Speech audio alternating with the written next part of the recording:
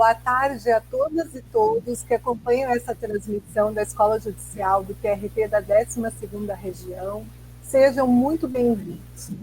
2020 tem sido um ano desafiador que nos vem exigindo paciência e resignação, ao mesmo tempo que nos tem inspirado a adotar soluções criativas a fim de continuarmos realizando as atividades do nosso cotidiano, exercendo o nosso ofício.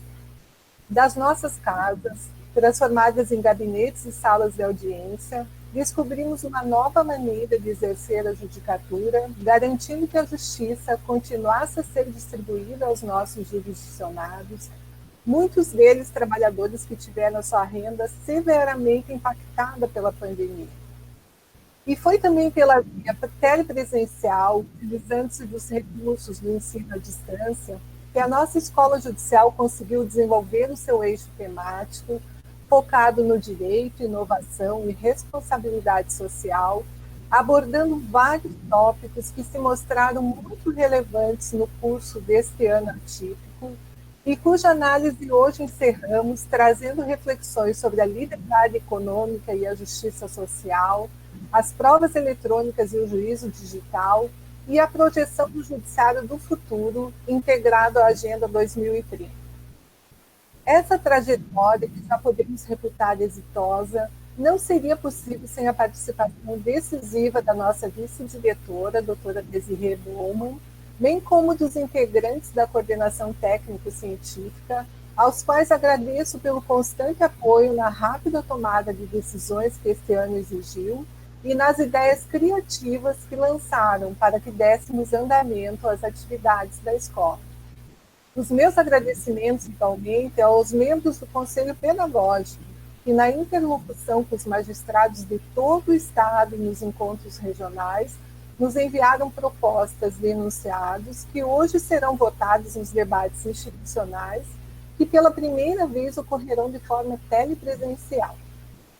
Registro meus agradecimentos também ao Comitê Editorial da Revista do TRT pelo trabalho profícuo realizado, que resultou em uma edição histórica, com artigos não só correlatos ao eixo temático, como também aos impactos da Covid nas relações de trabalho, e que será lançado nesse módulo com a participação de alguns dos autores. Os servidores da ESUC, sempre incansáveis, prontamente se adaptaram às novas demandas e permitiram que as atividades fossem desenvolvidas com o mesmo padrão de qualidade do modelo presencial. Meu agradecimento a todos, com um destaque especial à Soraya, à Rosângela e ao Super Norberto, este responsável pelas nossas transmissões. E a todos os magistrados e servidores que nos acompanharam ao longo do ano, deixo também o meu muito obrigada. A escola é feita por nós e para nós. Esperando revê-los em 2021 e de forma presencial, quando já tivermos condições seguras para tanto, encerro aqui com um trecho da obra Encontro Marcado, de Fernando Sabino, que nos traz uma reflexão de como será depois de tudo. De tudo, ficaram 3 coisas: a certeza de que estamos começando, a certeza de que é preciso continuar, a certeza de que podemos ser interrompidos antes de terminar. Passamos da interrupção um caminho novo, da queda um passo de dança, do medo uma escada, do sonho uma ponte e da procura um encontro. Muito obrigada. Eu gostaria então de passar a palavra agora à nossa vice-diretora, a doutora Desirê, para que deixe a sua mensagem. Olá, pessoal, boa tarde. Depois dessas brilhantes palavras da nossa estimada desembargadora Tereza Regina Cotoski, fica até difícil, né? Eu falar alguma coisa assim sobre este ano de 2020. Mas não posso deixar de transmitir aos colegas as minhas impressões, que eu acredito que são compartilhadas com todos, como esse ano de 2020 ele foi impactante para nós. Quando a desembargadora Tereza Regina me convidou para ser vice-diretora e coordenadora da escola, que é um convite que eu agradeço muito e me senti muito honrada com isso, ela falou, olha, vamos falar sobre Direito, Inovação, Responsabilidade Social. Nós tínhamos imaginado que seria um desafio pelo tema inovação, mas jamais que chegaria no alcance que foi com relação à pandemia. Em si é algo que essa nossa trajetória na escola judicial deixou bem claro para todos, é que efetivamente existem muitos desafios na introdução da inovação nas realidades das pessoas, muitas alterações cujos impactos nós ainda temos um longo caminho para medir, especialmente no que concerne à preservação dos direitos. Gostaria de agradecer aos colegas pela participação, por terem prestigiado os eventos de nossa escola. Penso que houve um reforço do nosso senso de comunidade, de instituição, enquanto Tribunal Regional do Trabalho, de quais nós somos componentes e formadores. Espero que a escola tenha sido um espaço para a gente reforçar esses laços de comunidade e também para o aprendizado. Aos servidores, especificamente os nossos, da nossa escola judicial, que fazem todos os dias tripas coração para dar certo e funcionar, Alberto, Soraya, Rosângela e todo o pessoal da escola, e aos nossos coordenadores e conselheiros que sempre pegaram juntos, como já falado pela Regina. Muito obrigado a todos, e vamos então agora ao nosso último módulo. Espero que ano que vem tenhamos também um ano profícuo, espero que um pouco mais calmo que esse, mas profícuo em produtividade. Muito obrigado a todos. Passo agora a desembargadora Tereza Regina Kotoski. Vamos, então, dar seguimento ao nosso módulo com o painel sobre provas digitais e juízo digital. Vamos dar continuidade, então. Um abraço a todos e até 2021. Tchau, gente. Tchau.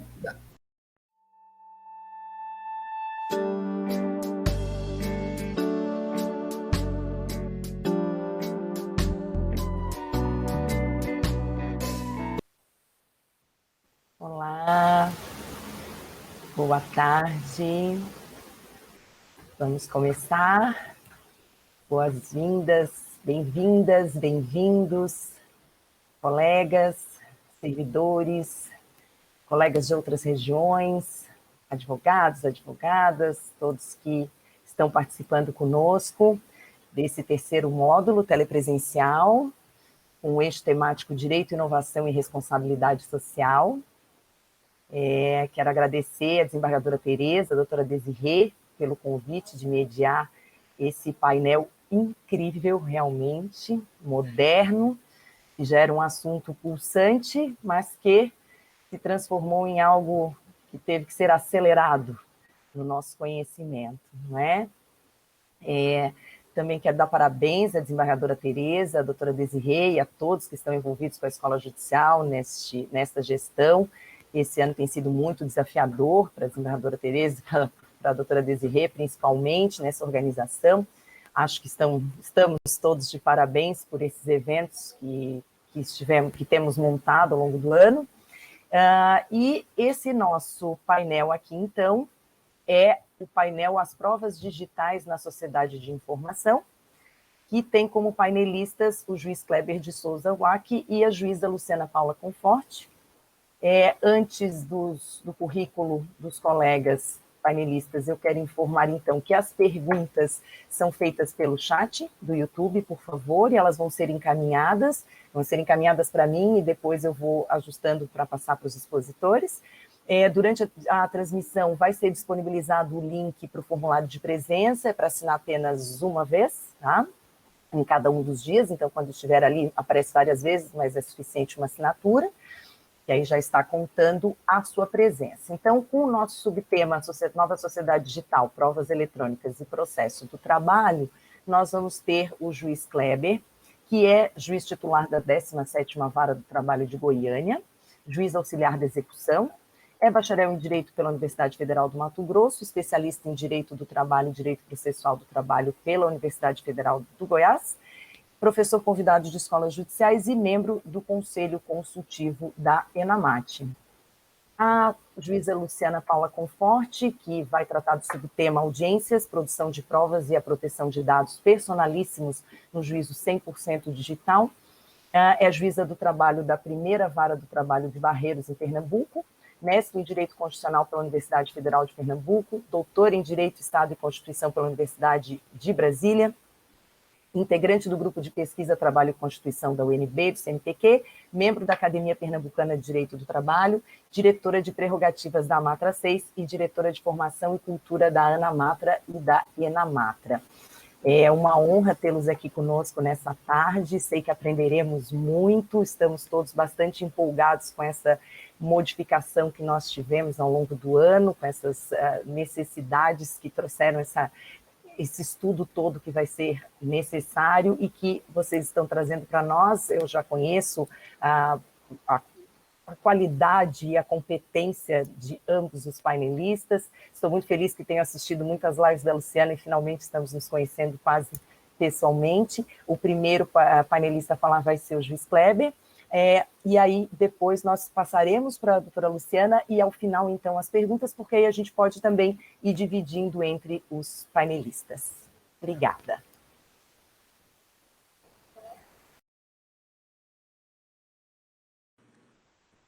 Sou eu agora?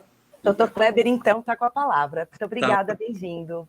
Obrigado. Deixa eu aproveitar as suas palavras, André, e endossar o agradecimento também à escola, à juíza Desirê, à diretoria da escola, pelo convite, que me honra muito esse convite para tratar desse assunto, né? E como eu estava antecipando, e gosto sempre de falar isso, no começo das minhas abordagens, venho aqui falar apenas como um juiz do trabalho, né? Eu me coloco sempre como um juiz curioso, um juiz que estuda as teses desses nossos doutores, como a doutora Luciana. Eu até estava olhando a tese dela sobre trabalho escravo, né, doutorado, e fico lendo e pensando, refletindo sobre isso e buscando na prática do nosso trabalho quais são as informações que nós precisamos ter, em que nós precisamos nos aprimorar. E esse tema das provas é sempre muito instigante, né? E até dizia também aqui, nós nos bastidores conversando, né? Precisava começar logo, porque toda a informação já está sendo apagada do meu HD aqui, né? É tanta coisa. Então, a melhor abordagem que eu acho que nós podemos fazer sobre prova eletrônica é uma abordagem narrativa, uma abordagem de diálogo, uma abordagem apenas para despertar alguns pontos de interesse da matéria, porque o assunto é muito vasto. O assunto é muito vasto. Então, eu vou fazer uma abordagem mais ou menos assim. Eu quero tratar das características da sociedade digital, sociedade convergente. Aí eu peço já ao Norberto, pode abrir o nosso slide, né, a capa do slide, e falar rapidamente sobre a questão da informação, a questão da segurança e dos conflitos. Vamos passar para a prova e procedimento de prova, para a gente ter algumas pinceladas sobre esse assunto tão provocante. Vamos para o primeiro slide, Norberto. Quando a gente fala, também lembrando um pouquinho do meu passado, quando eu tinha 15 anos, eu fiz um curso sobre BASIC, que é uma linguagem bem rudimentar, né, linguagem de programação. É a primeira, eu digo que é o jardim de infância da programação. Foi quando eu tive contato com a questão da informática. Eu tinha 15 anos, em 1985, e eu me lembro de entrar numa padaria e já com a cabeça com aquelas informações sobre computador e pensar assim, mas o que um computador vai fazer aqui dentro de uma padaria, né? E de lá para cá, hoje a gente não consegue mais imaginar como é que a gente faz qualquer coisa sem computador, né? Então, como a informação, como a sociedade da informação se transformou e transformou as nossas próprias relações. Eu coloquei alguns exemplos aí de como a questão da informática já invadiu todos os campos da nossa atividade. Teletrabalho, né? São redes sociais, e nas redes sociais, veja, até namoro, né? A gente tem pelas redes sociais, né? Direitos autorais, que é muito discutível, o nosso processo que passou para o suporte eletrônico, né? Criptomoedas, técnicas de blockchain que estão associadas a criptomoedas, mas nós estamos descobrindo que essa técnica ela é de validação e está se espraiando para todos os outros campos onde precisamos de confirmação, né, de validações de determinados atos. Smart contract, que são contratos autoexecutáveis, né? São linhas de programação em um contrato, né? Que configuram um contrato e que são autoexecutáveis pelo próprio software em execução na máquina. Mas o que é isso, assim, rapidamente? Quando a gente estudava direito tributário, que a gente falava da tarifa de uma passagem de ônibus, então dizia, aquilo ali é um contrato, mas a gente ia lá, pegava a tarifa, entregava, passava na roleta, nós tínhamos um contrato. É mais ou menos isso, só que esse contrato já não demanda mais ações no terreno físico nosso. São linhas de programação que também determinam condutas e resultados, né? Cryptographic Law, comércio eletrônico, tributação eletrônica, correio eletrônico, a questão de ser corporativo ou não, liberdade de expressão, movimentações financeiras. Hoje eu estava ouvindo, inclusive, na Inamate, a palestra sobre criptomoedas, né? E falar sobre penhora. Como penhorar, por exemplo, um Bitcoin? Se o sujeito perde a senha do wallet dele, que é a carteira, ele pode perder, inclusive, os recursos. A gente penhorar um Bitcoin, mas sem ter a senha de acesso da carteira dele, o recurso é inatingível, é inalcançável, né? Mas já tem escritórios hoje que são especializados em tentar quebrar a criptografia para poder recuperar esses fundos que estão em criptomoedas, né? E acesso à internet como garantia fundamental. Nunca se viu tanto esse aspecto do acesso à internet como um direito fundamental do cidadão, como a gente está vendo agora na pandemia. Eu me lembro de ter lido algo sobre isso, uma tese, infelizmente a minha memória não vai me ajudar a lembrar o nome de quem escreveu, mas eu me lembro que era da região do Sul. Um estudante escreveu numa dessas teses sobre a internet como direito fundamental no início do ano 2000. Né? Ensino à distância, que é o que nós estamos fazendo hoje, biometria, mas a questão da biometria também é transformada em unidade de informação que precisa de proteção, né? Por quê? Porque hoje consegue-se muitas vezes hackear dados biométricos e você consegue pegar uma digital, que é física, que está aqui na sua mão, convertê-la em unidade de informação eletrônica e essa unidade de informação ser hackeada e poder abrir as portas que a tua digital abriria quando você colocasse a sua mão ali. Então, esses são alguns exemplos, né? Das características da sociedade digital, da sociedade convergente. E um detalhe, quando a gente fala em informação eletrônica, para os mais leigos, né, ouve falar o código binário, o 0 e 1, mas o que é isso, né? Quando você passa para a máquina uma informação, essa informação é traduzida para o código binário. Esses 0 e 1 são tensões eletrônicas, né? Alta tensão, baixa tensão, e formam um código de 8 números, que é o chamado byte de 8 bits, né? Então, se você, por exemplo, for na internet procurar aí tradutor de código binário, coloca lá a letra A, você vai ver que ele vai formar um código de 8 números, né? Coloca um espaço na folha, vai formar outro código. Então, esta é a maneira como a máquina recebe a informação do nosso mundo, do nosso mundo físico. E essa também é a maneira como a máquina processa as informações do mundo virtual. E esta unidade da informação, esse arquivo eletrônico formado por essas informações, eles têm algumas características interessantes. Uma delas é que, ao replicar, você tem outro original. Você não tem cópia, né? Não é como pegar um livro impresso e colocar numa máquina fotocopiadora e você vai ver aquele conteúdo recebendo um outro formato, um outro suporte, e você nitidamente consegue fazer a separação entre o original e a cópia. Não. Quando você pega um arquivo eletrônico e faz uma cópia básica, né, daquele documento, salvar como e dar um outro nome, você está reproduzindo um documento praticamente original, né? E por ter essa característica, é que é preciso estudar como acrescentar camadas de proteção ao documento. Veja, nós vamos usar uma outra técnica para agregar aquele arquivo, porque sem isso, o arquivo qualquer replicância desse arquivo será original, para você poder começar a tratar de questão de segurança em relação à informação. Então, essa criptografia geralmente é usada para a gente acrescentar essa segurança às informações e tem determinadas camadas que a gente pode utilizar. Vou falar de memória aqui, algumas. Quem você é, o que você sabe, né? o que você tem. Por exemplo, eu tenho um token, né?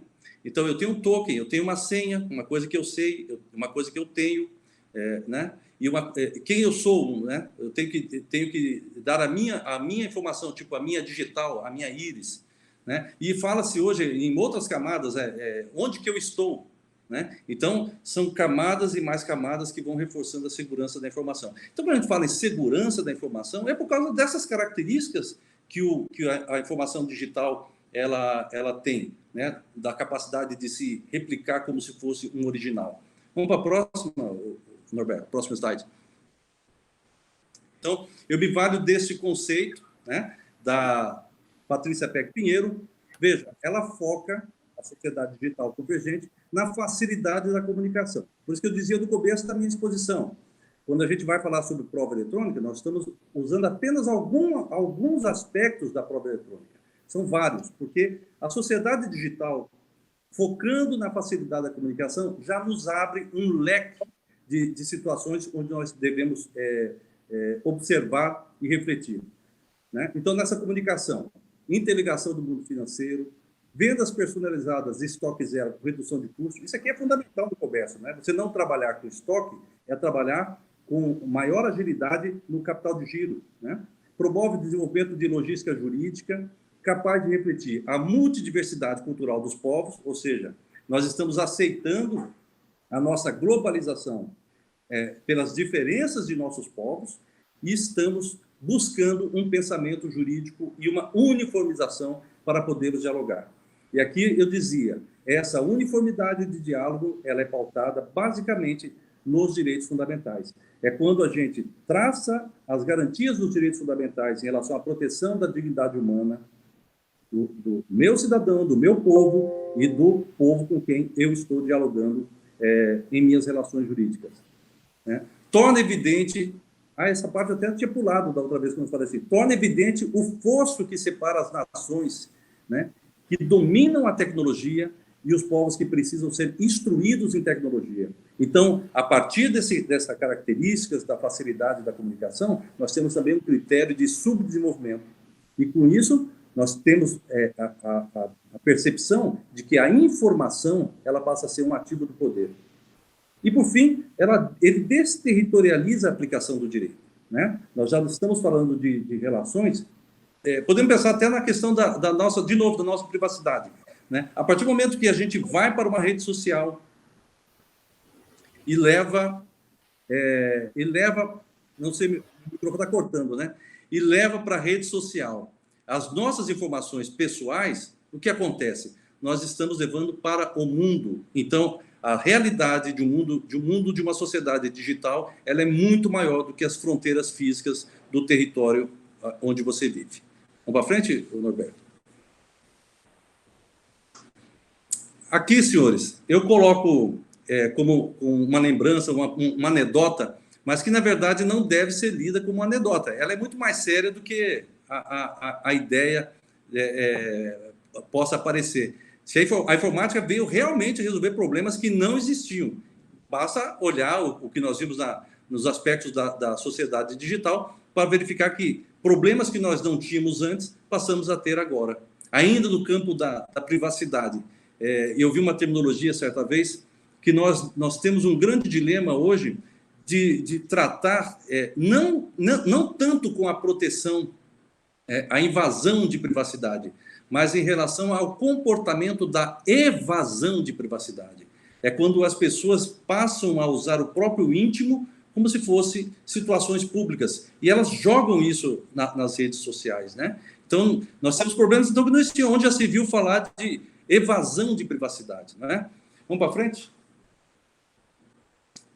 Nesse próximo slide, eu estou só traçando alguns aspectos de problemas relacionados à área jurídica, né, da sociedade digital. Lidar com o direito à privacidade e intimidade, direito à desconexão e direito ao esquecimento, como evitar que os algoritmos não sejam discriminatórios e como saber se nós estamos sendo ou não vítimas de algoritmos discriminatórios, o que são os dados sensíveis, como devem ser armazenados, acessados, tratados, como a democracia pode avançar com a tecnologia e como ela deve se proteger em relação a essa tecnologia. como deve ser a proteção do trabalho humano em relação à automação. Nós estamos vendo tantos problemas que seriam inimagináveis em relação ao trabalho em plataforma, né? Usando plataformas. Como deve ser a segurança da informação? Próximo slide, Norberto. E aí, feitos esses parâmetros da sociedade digital, né, lembrando mais uma vez, a minha exposição é no sentido de familiarizar os conceitos que temos sobre a teoria da prova com os aspectos da prova eletrônica. Então, nós temos aí a matéria de fato, fatos controvertidos, matéria de direito, desnecessidade de provas. Né?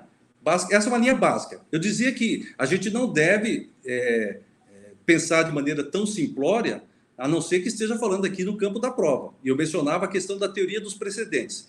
Então, o que são os precedentes? Os precedentes são uma questão jurídica baseada em premissa fática aceita. Né?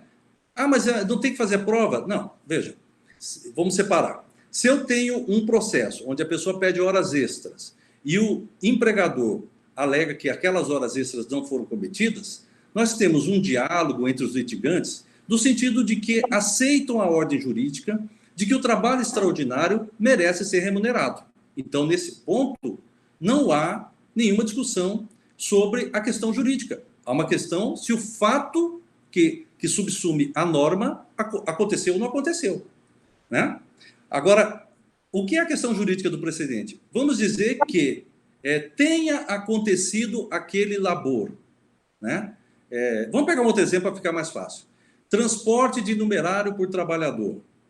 Ele gera ou não indenização se esse trabalhador não é da área da vigilância patrimonial. Ele é um vendedor, por exemplo. Ele vai transportar o numerário até um determinado banco. Né? Qual é a premissa fática? A existência de numerário, a existência do ato de transportá-lo, a existência de ser uma função alheia àquela atividade. Então, o sujeito pode até discutir no processo que ele não o fez, mas adotando-se como premissas verdadeiras que esses fatos aconteceram, nós temos essa questão jurídica. Então, quando eu estou simplificando aí sobre a prova, sobre matéria de fato e a desnecessidade da prova sobre matéria de direito, o raciocínio mais complexo é a gente compreender quando que as premissas fáticas são aceitas e quando elas demandam a prova, tá certo? Vamos para o próximo? Então, a prova ela vai ter esse conceito multifacetado. Ela tem uma conexão direta ou indireta com o fato controvertido, e aí eu estou falando de prova indiciária. Ela tem eficácia, então ela tem que ter essa capacidade de convencer. Ela pode ser vista como resultado, então prova é aquilo que demonstrou o fato, né, alegado. Né? E a questão da admissibilidade. Também são apenas algumas facetas da prova. Né? Vamos para frente? Então, não podemos olhar então, a prova como conhecemos assim, associada a fato controvertido, com o objetivo de atuar na demonstração da alegação do fato, se ele existe ou não existe, com o propósito de influenciar a formulação de um juízo de inteligência. Eu vou atuar na formação da convicção do julgador. Julgador falando em sentido amplo, tá? Do ser humano que quer fazer qualquer julgamento sobre qualquer coisa, né? Para produzir, com base nesse juízo que ele faz, né, uma visão, uma conclusão extraída da sua inteligência. A informação, então, chega a esse órgão julgador, o leigo, não estou falando só de processo aqui, pelos canais receptivos que nós temos como homem. Visão, tato, audição, olfato, paladar. Né? E é na precisão da informação que a prova começa a ganhar musculatura.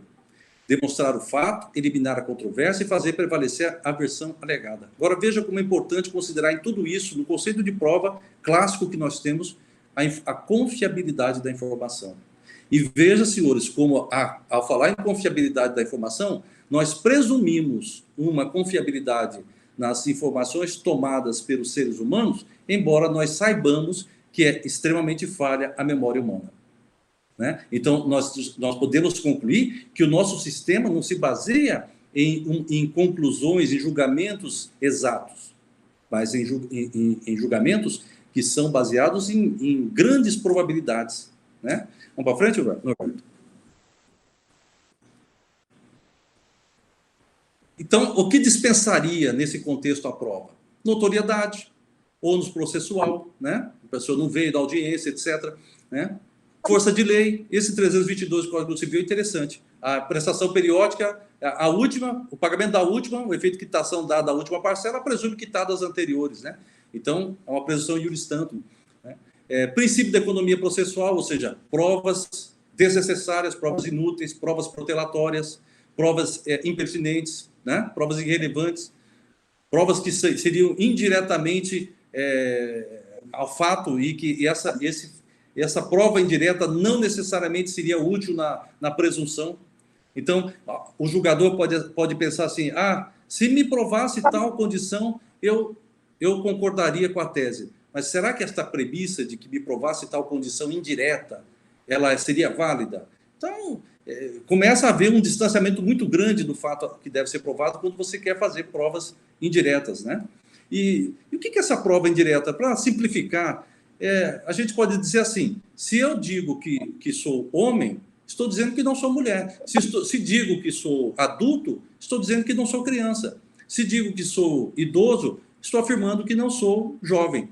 Então, nós temos alguns aspectos diretos que podem nos levar a raciocínios corretos, mas nem toda premissa ela vai levar à mesma conclusão, né?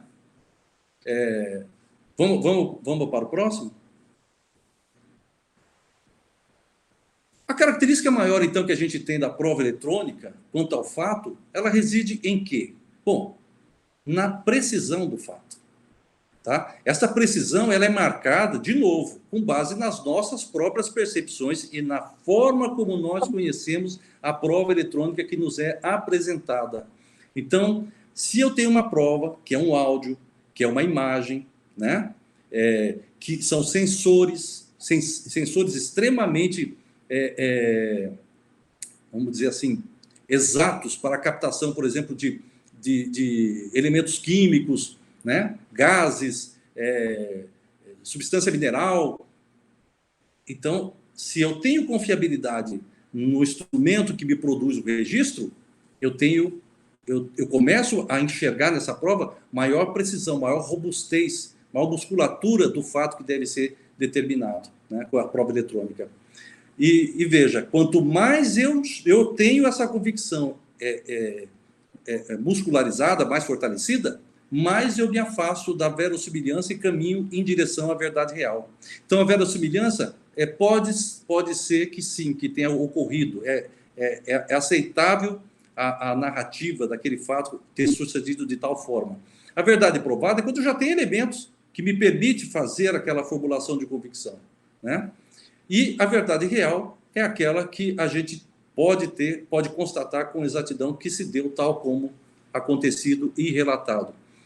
Então, veja, quando nós falamos em prova eletrônica do seu objetivo, né, ela tem que ser prova eletrônica com todos os seus objetivos aptos a produzir os efeitos a qual se propõe. Se eu tenho, por exemplo, um arquivo eletrônico corrompido, eu não tenho essa prova eletrônica, né? Ela não é capaz de me dar. Agora, se eu tenho um arquivo eletrônico íntegro, capaz de evidenciar, capaz de cumprir o seu propósito, né, que é executar o som, executar a imagem, aí eu tenho uma prova que pode me aproximar da precisão do fato. Agora, veja, se vocês pesquisarem também na internet sobre deepfake, né, até uma propaganda do TRE, do TSE, está tratando disso. O que é esse deepfake? Tem programas hoje que passam imagens de outras pessoas falando aquilo que nós queremos que ela diga, mas aquela pessoa nunca disse aquelas palavras. E é tão perfeito que um olhar desatento acredita que aquela pessoa está dizendo aquilo. E se nós temos, por exemplo, lembrando da questão da informação, o meu dado biométrico hackeado, a minha digital, por exemplo, hackeada, ou a minha voz hackeada e sintetizada e replicada, a minha íris, né, do olho, eu também começo a ter mecanismos que vão fragilizar a convicção que hoje a gente deposita na prova eletrônica como nós a conhecemos. Dizia até ontem, conversando com o nosso técnico aqui, o Norberto, né, a gente estava batendo papo, falando sobre sobre a reação, muitas vezes, que a gente tem em audiência, se alguém me aparece numa audiência com uma prova eletrônica que não foi juntada aos autos, né?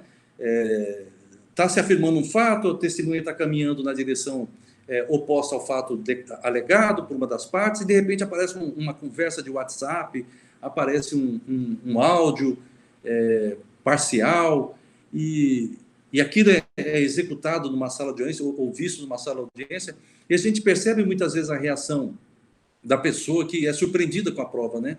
Mas a surpresa, qual é a real tradução daquela surpresa?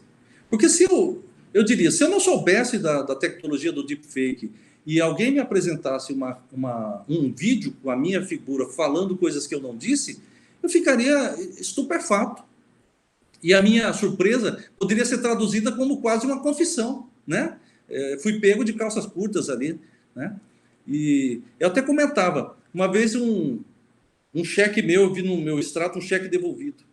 Eu estranhei, fazia muito tempo que tinha sido devolvido, eu não consultava o extrato. Aí eu liguei para o banco e quis saber o que era aquilo lá. E mandaram um extrato para mim do microfilme do cheque, né? E eu olhei aquele microfilme, a assinatura, olha, eu juraria que a assinatura era minha, né? E como a gente dava muito cheque na época, eu não saberia nem dizer se aquele cheque não foi realmente eu que assinei, né, o título. Só que aí eu perguntei para o banco, porque eles haviam compensado e depois havia cancelado a compensação do cheque e devolvido o cheque sem pagar. Eu falei, mas como vocês sabem se esse cheque não fui eu que dei? Porque a assinatura, até onde eu estou vendo, eu diria que é minha. O cheque havia sido impresso por uma máquina impressora do banco, que apareceu o código no verso do papel, e esse código do cheque impresso fazia parte de um lote que tinha sido roubado. Então, realmente, aquele cheque não era do meu talão, né? Era um cheque que foi impresso, estava em branco, e que sabe lá com que recursos tecnológicos a pessoa conseguiu colocar uma assinatura sobre ele, que era exatamente a minha assinatura. Eu não a refutaria, né? Baseado no quê? Na minha percepção humana, meu olho, a minha percepção de inteligência, visualização e compreensão daquela informação. Vamos para frente? Então, à medida que a gente começa a perceber que provas eletrônicas também podem ser falhas, imprecisas, então uma grande característica da precisão da prova eletrônica começa a derruir. Mas, por hora, é o que nós temos de mais evidente na prova eletrônica. Mas não só isso, né? Vamos para frente, Norberto, mais uma aí. Eu chamo a atenção aqui, vou falar rapidinho isso aqui. Só para vocês compararem o 332 e o 369 do CPC e observar a diferença. As provas agora são tratadas no CPC de 2015 como direito, né? A gente falava sobre isso da teoria, mas agora está expresso como regra direito. E mais, a prova, está claro ali também, que pode ser produzida de ofício. Então, quando nós, na atuação do processo, que é como parte, mas principalmente o juiz, né, resolve produzir prova de ofício e o faz em relação a provas eletrônicas, ele precisa ter certeza de que a informação que está sendo buscada tem autenticidade, é confiável, né, em relação ao seu conteúdo. Então, um dos slides lá atrás, onde eu destaquei no conceito da prova, a confiabilidade da informação. Ainda mais quando nós estivermos atuando de ofício. Será que eu tenho só mais 5 minutos? Vamos adiantar. Ave Maria, 10. Vamos para frente. Eu mereço tempo extra, porque tem problema técnico aí. Vou correr aqui, gente. Aqui eu falo rapidamente, senhores, eu só adiantando, eu estou deixando com a escola um terço, os slides, então o que eu não puder adiantar aos senhores aqui, os senhores vão poder aprofundar mais também no texto que eu deixei, que foi o estudo que fiz para tratar desse assunto nas escolas, né? Então, rapidinho aqui eu digo, olha, prova de direito, voltado para a questão do sistema processual constitucional, quando fala na supressão do livre convencimento, que alguns autores acham que esse livre não desapareceu, porque o livre era colocado antes em relação à tarifação da prova, era uma contraposição à tarifação, também está certo, mas não é só por isso, né? Esse livre tem a ver com a questão da motivação e da fundamentação. A motivação é a convicção que se forma para o julgador. E a fundamentação é a maneira como expressamos essa convicção, como juízes, para os demais, para os que vão ler a decisão fundamentada, para ancorar né, aspectos democráticos do processo. E notem que na disciplina da fundamentação não se fala em prova, né? Não se fala em livre convencimento, essas coisas, né? Vamos para frente aí. Então, aí eu deixo um texto sobre motivação e fundamentação, que é basicamente isso que eu estou dizendo, há uma diferença, nós não somos livres. E por que essa questão da liberdade? Veja, também tem a ver com a teoria do precedente. Nós tínhamos enunciados que traziam na ementa ou na redação soluções jurídicas abstratas, funcionavam quase como regras. O precedente já faz diferente, ele ancora a solução desse enunciado, né, com os casos concretos que deram origem ao enunciado. Então, quando a gente trabalha no CPC com essa questão da motivação, da fundamentação, da supressão do livre convencimento, é para atuar nessa linha de qualificação da fundamentação. Vamos para frente, Norberto. Então, o caminho da prova no processo é direito da parte, constitucional, demonstrar os fatos do conflito, que estão na pretensão dos argumentos defensivos, é um elemento de informação para provocar a formação de convicção, e aí estão os elementos da verdade provável, possível, verdade real, que eu tratei ali atrás. Mas pode adiantar? Falei já sobre a unidade da informação, agora que eu vou entrar na questão da fragilidade da memória humana quando vai relatar os fatos para nós no processo, né? Mas aqui era só para destacar o seguinte: do jeito que nós, humanos, temos uma recepção da informação, a máquina tem outra. Por isso que eu falei da unidade da informação, né? E como chega lá, para frente. Eu queria tratar... tá. Isso tem a ver com o nosso sistema já. Então, quais são os pontos de atenção com a prova eletrônica? Confronto das provas eletrônicas com a produção de provas, né? Questão das pessoas, que eu estava dizendo, que reação esperar. A gente não pode presumir que essa estupefação seja necessariamente um sinal de aquiescência, de concordância com o conteúdo da prova eletrônica exibida. Temos que ter cautela em relação a isso, né? O elemento essencial da prova está na formação da convicção, valoração, compreensão da motivação, fundamentação. Essa interoperabilidade dos dados é conexão de sistemas autênticos e válidos para que as informações que transitem para o sistema processual, elas cheguem por confirmação e com autenticação e validade, né? Então, precisamos repensar a arquitetura processual, trazer a inteligência artificial para isso, fazer a conexão com as provas eletrônicas com o desenvolvimento da inteligência artificial e pensar sobre o exercício da jurisdição. E aqui, ontem eu estava até olhando um livro de direito constitucional, acho que é do Jorge Abud, falando sobre proceduralização, né? O desafio da jurisdição, será que nós estamos aptos a resolver todas as questões ou questões paradoxais precisam de tratamentos diferentes, né? Vamos para frente. Pode ir para frente. Vamos adiantar. Pode ir para frente. Aqui eu justo queria falar de prova digital. Então, prova digital é aquela que o registro do fato do mundo físico vem para a forma digital ou ela se processa no mundo digital como uma transação financeira, né?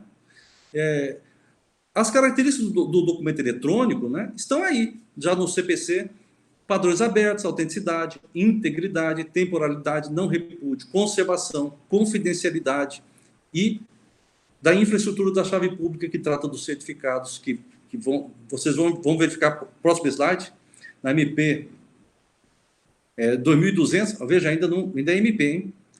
Vão encontrar, já nessa MP 2001, esses mesmos elementos que hoje estão ancorados no processo: autenticidade, integridade e validade. Para frente, Roberto. Pode pular isso aí, pode ir para frente. Aí são referências do Código Civil sobre documentos eletrônicos, sobre a presunção de validade se não for impugnado. Pode ir para frente. Ata notarial, queria chamar a atenção, acho que a Luciana vai falar sobre ata notarial. Veja, ata notarial é um registro, é um documento público, é um registro feito de determinado fato que pode estar, por exemplo, gravado em um ambiente eletrônico. O cidadão pode levar lá o WhatsApp e dizer: olha, está aqui uma conversa de uma rede social como Telegram ou WhatsApp, e na ata notarial fazer aquele registro. Veja, esse registro não é confirmação do seu conteúdo. E isso também é importante notar, quando a gente fala em tecnologia blockchain, que é para dar validade, você pode dar validade ao fato que está sendo testificado ali. Mas não quer dizer, por exemplo, que uma ata notarial que fala de um registro de uma conversa eletrônica, um áudio, inclusive, ele está autenticando a voz da pessoa que gravou aquele áudio. Então, pode ser necessário perquirir se a voz realmente é daquela pessoa, né? Para frente. No blockchain, isso aqui eu sempre faço um senão. É uma das coisas mais difíceis de compreender para mim, pelo menos, né? Fiz um curso sobre Revolução 4.0 da Enamate e nós tentando compreender essa técnica do blockchain. Veja. Aí tem o dilema dos generais bizantinos, né? Que 4 generais vão atacar, os 4 juntos derrotam o inimigo, mas se forem 3 e um recuar, a derrota será dos 3 exércitos e o inimigo também será derrotado, e esse que se afastou pode triunfar sozinho. Então, como confiar na força conjunta se cada um dos membros da força conjunta é uma subjetividade diferente da outra? Então, isso é um dilema matemático, né? E isso, aparentemente, foi resolvido na técnica do blockchain, né? Como faz isso? Você faz a operação, é uma operação informatizada, e é associada à criptomoeda. Você paga uma taxa, e essa taxa remunera os mineradores. O que os mineradores fazem? Eles resolvem desafios matemáticos e ganham blocos para minerar. Esses blocos para minerar são as validações que eles vão dar às operações que foram processadas dentro do sistema com essa cadeia de blockchain, aí, com essa técnica de blockchain para garantir segurança. Então, você impede que as pessoas dê resultados falsos, porque se ela der um estado não validado, ela é denunciada, o lote dela passa para outro. Para que ela teve todo o trabalho de responder o desafio matemático, ganhar o bloco para minerar, se esse bloco ele deu um resultado diferente do que invalidou o que era válido, né? Então, você estimula a cooperação para validação e você cria uma grande escrituração contábil. Agora, veja, essa técnica é tão inovadora, assim, ela tem tantas aplicações. Por exemplo, voto, uma eleição eleitoral. E já pensaram... Eu não defendo isso, porque a democracia ela demanda discussão. Mas quando se fala em democracia direta, saber que cada um votou no quê, você tem uma cadeia de certificação onde poderíamos exercer a democracia direta, né? Mas registros de saúde, né? Alienação de bens, móveis e imóveis. E outra, essa é um registro de confiabilidade privado. Porque a ata notarial, dizem que é muito cara, eu nunca fui ver o preço da tabela, diz que é muito cara. Isso aí praticamente pode ser, não é gratuito, né? Mas será muito mais barato. Veja, mas tem um negócio na técnica do blockchain que me chama a atenção. Nós estamos falando de um grande avanço de uma cadeia de certificação de registro eletrônico, mas baseado em validações por ações humanas. Então, o sistema, ele ainda depende do homem para poder assegurar uma técnica de certificação tão fabulosa quanto a do blockchain, né? Vamos para frente? É claro que o humano está fazendo isso com computadores, né?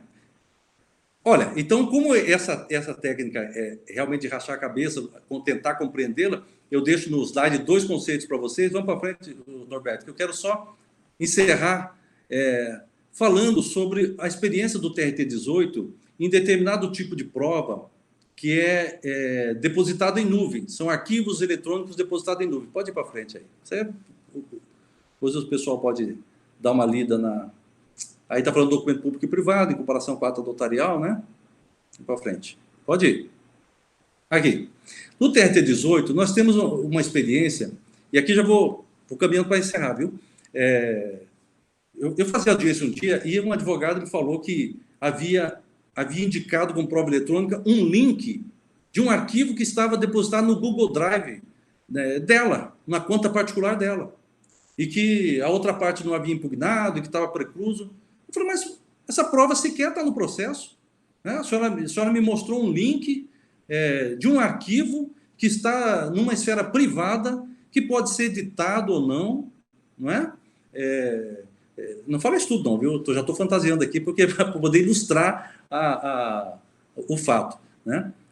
Mas veja, é um arquivo numa conta privada, não sei se o link era editável ou não, que pode ser mudado, que não tem nenhuma conservação, não há gestão de documentação pública em relação a esse tipo de documento, né? Então, e ele não integra o processo. Aí me diga, o processo está correndo, tem recurso, não transitou em julgado e o arquivo desaparece na conta particular.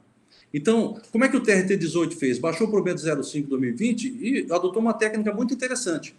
Então, a pessoa indica o link, não editável, esse link é transferido para o servidor do tribunal, e lá nós fazemos varredura para verificar a segurança dessa informação, e a partir daí a gente compartilha o arquivo, mas armazenado no servidor do tribunal, porque a partir daí nós sabemos que o arquivo não é mais acessível às partes para modificação, né? E se houver matéria de conteúdo que esteja sob sigilo, o judiciário poderá exercer as medidas necessárias para preservar a informação. Vamos para o próximo? Então, eu aqui traço, eu vou falar rapidamente, o procedimento que eu faço. Quando chega para mim, em audiência, provas eletrônicas, a pessoa traz um CD, traz um pendrive, o que eu estava dizendo no começo? Nossa percepção não nos permite compreender o código binário. Nós não temos conectores no nosso corpo humano para fazer leitura de impulsos eletrônicos binários. Então, a gente vai precisar de uma máquina para traduzir. Então, se eu pego um pendrive, eu não tenho como saber o conteúdo dele. A pessoa chega e traz dois pendrives. Ela deixa um na secretaria e o outro ela entrega para a parte. Como que eu vou saber que o da secretaria e o da parte são exatamente os mesmos? Então, o que eu costumo fazer é receber o pendrive, que vai para a secretaria, ou a mídia, guardo na secretaria. Marco uma data para que a parte exiba a prova eletrônica em audiência. Mas por que exibir em audiência? Porque a evolução tecnológica é muito rápida e muitas vezes os arquivos estão em formatos proprietários. E a justiça não vai poder comprar todos os programas e aplicativos, pagar licenças para executar arquivos em formatos proprietários. Então, precisamos de, quando fala de gestão de documentação, de padronização de arquivos também.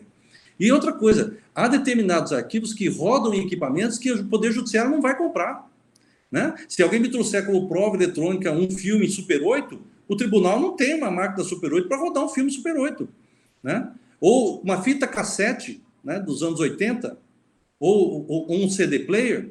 Então, o hardware e o software é o ônus da parte que tem a prova eletrônica de exibir ao juízo e apresentar e a gente registrar aquela exibição. Hoje, fazemos assim, né? Até que venha uma gestão de documentação que uniformize e padronize esse tipo de informação que será agregada ao processo. Por isso que é importante. Aí, o que eu digo? Se a parte quiser, dentro do princípio da boa-fé, trazer duas cópias, uma para a secretaria e uma para a outra parte, eu dou para outra parte, ela vai ler, ver o documento, mas eu não abro prazo para impugnação.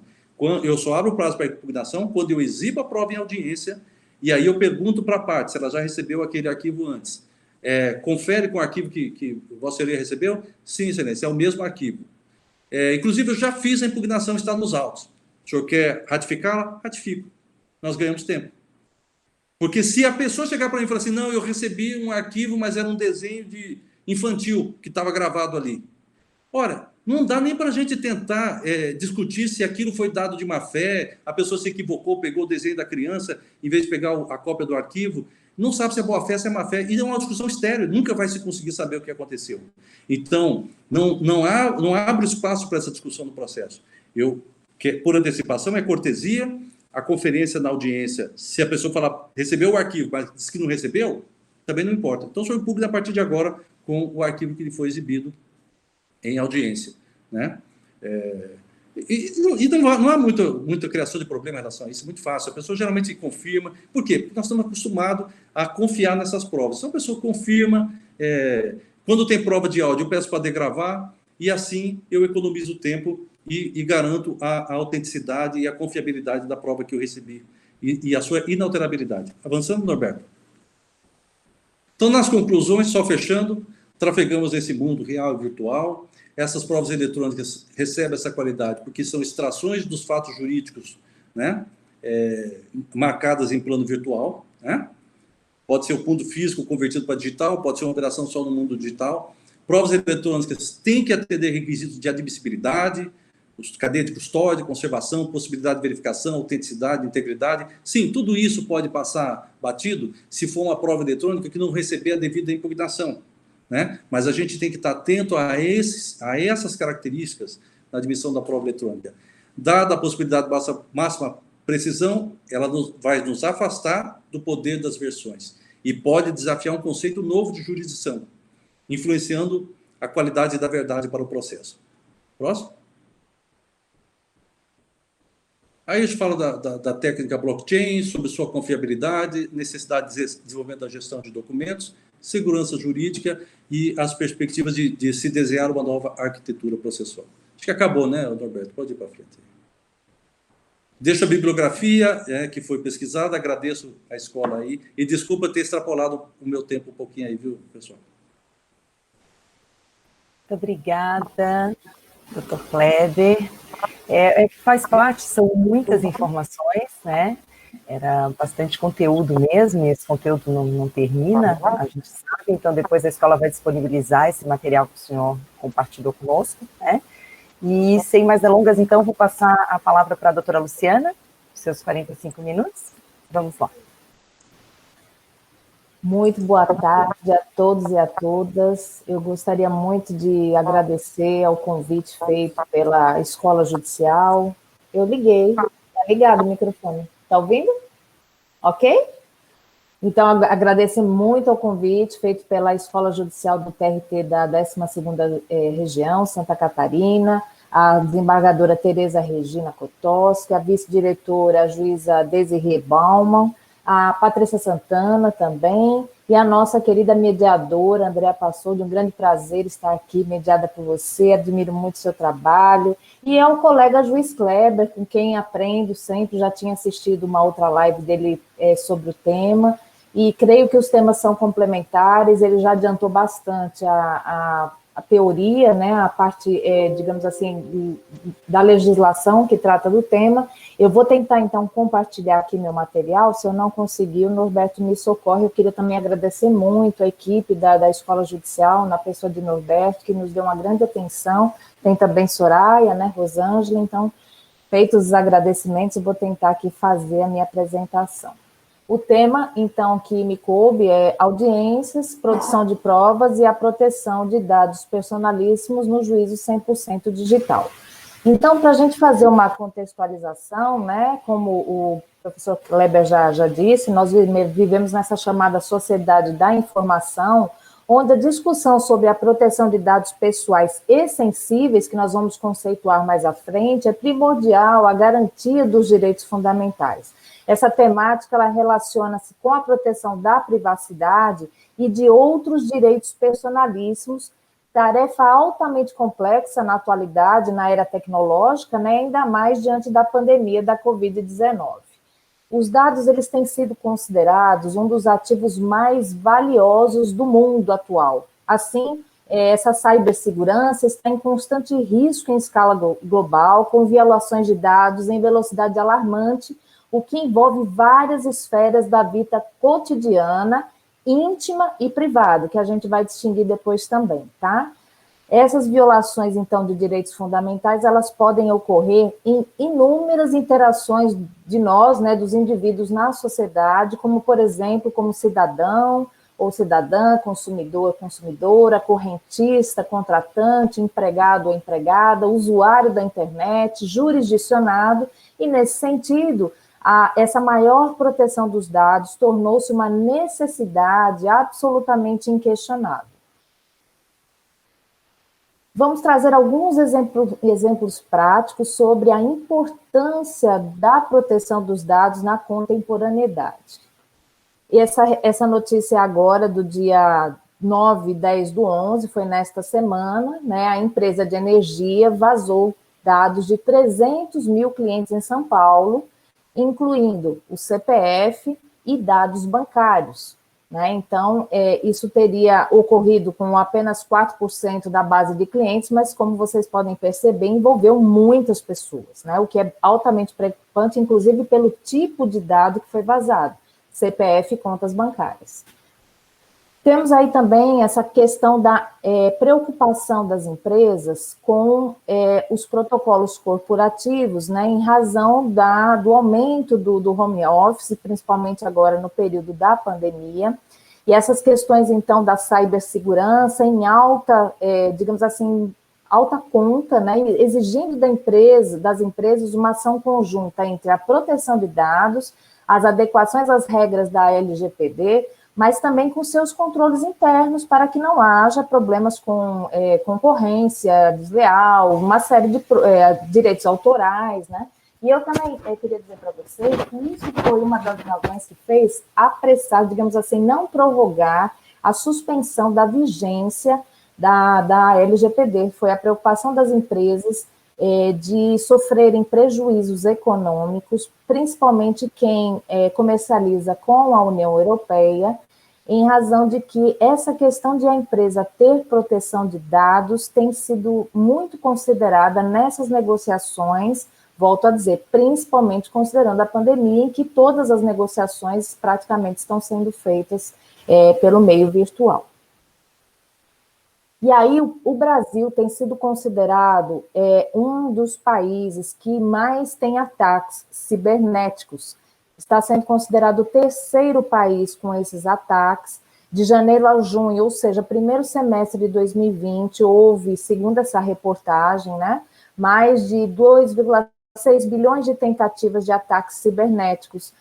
Então, há essa preocupação muito grande. E quais são os dados, principalmente, que têm esse ataque cibernético? São justamente os dados de usuários, dados mais sensíveis, como houve esse caso da Enel, da empresa de energia, em que vazou, né, CPF e conta bancária, por exemplo. Então, isso tem sido uma grande preocupação na atualidade. Como todos nós vimos, né, essa semana, a semana passada, aliás, houve essa questão da invasão do sistema do Superior Tribunal de Justiça, né? E há essa grande, então, preocupação com essa invasão, esse possível vazamento de dados. Hoje eu acabei de receber uma notícia de que esses dados do STJ valeriam muito mais em termos de dinheiro do que aquele assalto ao Banco Central que virou filme, né? Então, vejam como todos nós estamos envolvidos num grande interesse desses dados e o Poder Judiciário não tem sido ele não tem ficado imune a esses ataques que têm ocorrido de um modo geral, né? Teve essa notícia aí que eu, francamente, não sei se é verdade, esse sequestro para pedir Bitcoin, no entanto, isso foi divulgado. O Tribunal de Justiça de Santa Catarina teve uma invasão, divulgou posteriormente que não houve afetação dos processos, apenas houve uma invasão nos e-mails de servidores e magistrados. No entanto, é muito preocupante que tenha havido essas invasões em tão pouco tempo em tribunais, né? Então, o Poder Judiciário está realmente muito vulnerável, né? Segundo a prática, né? Que a prática nos mostra. Então, nessa era aí de proteção, de segurança da informação e proteção de dados, isso é uma preocupação a mais.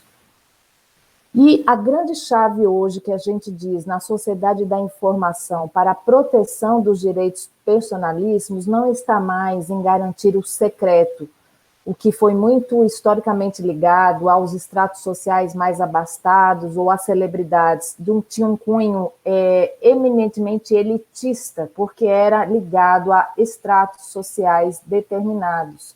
E hoje o que se requer é a proteção da interação de qualquer indivíduo na era tecnológica e da informação, sem riscos ao seu livre desenvolvimento em termos de personalidade.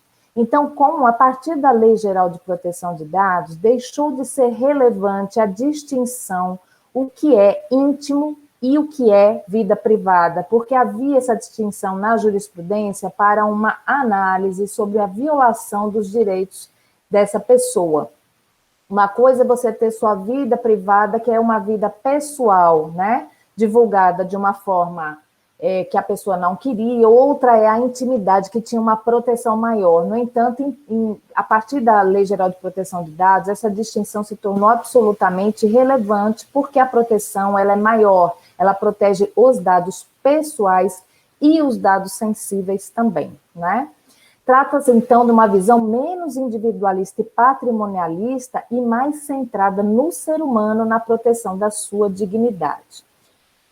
Fala-se, então, hoje em dia, a partir da Lei Geral de Proteção de Dados e dessa cultura de proteção, da força expansiva dos dados pessoais, inserida na categoria do que eles chamam de novos direitos, diante justamente dessa explosão tecnológica e dos desafios à proteção dos direitos de personalidade.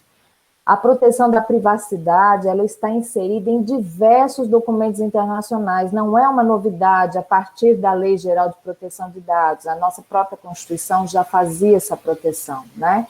Então, desde a Declaração Universal dos Direitos Humanos de 1948, há essa proteção. Mais recentemente, também houve a citação dessa proteção na Carta de Direitos Fundamentais da União Europeia, que dispõe 2 dispositivos distintos, um para a proteção do respeito à vida familiar e privada, e outro para a proteção dos direitos pessoais.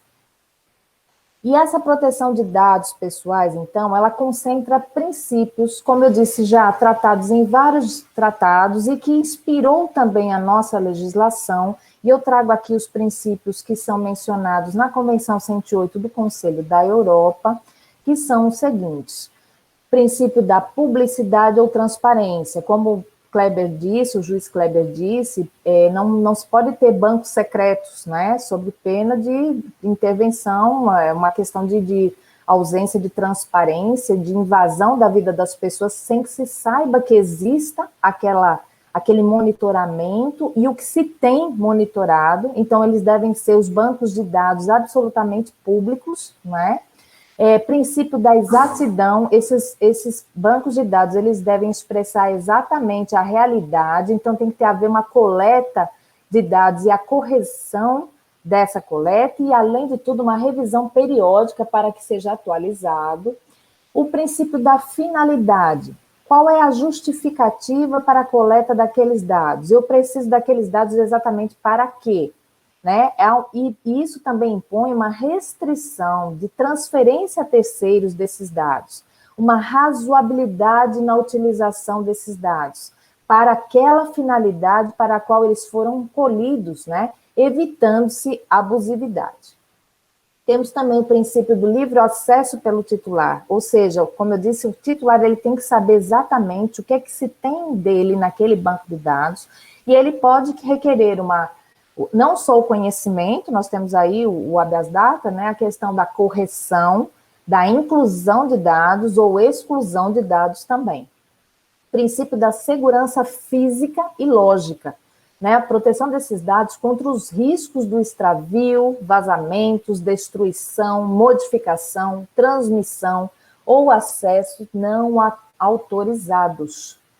Esses princípios constam, como eu disse, de diversas leis, de tratados, eles também são inseridos em contratos e representam um núcleo das questões centrais, que devem ser tratadas nos ordenamentos jurídicos e também implementadas pelos estados para a proteção dos dados pessoais e sensíveis. Eu estou citando um livro de Danilo Doneda, que chama Da Privacidade à Proteção de Dados Pessoais, pela Revista dos Tribunais, que já está na 2ª edição, e que é um livro muito bom para quem tem interesse no tema.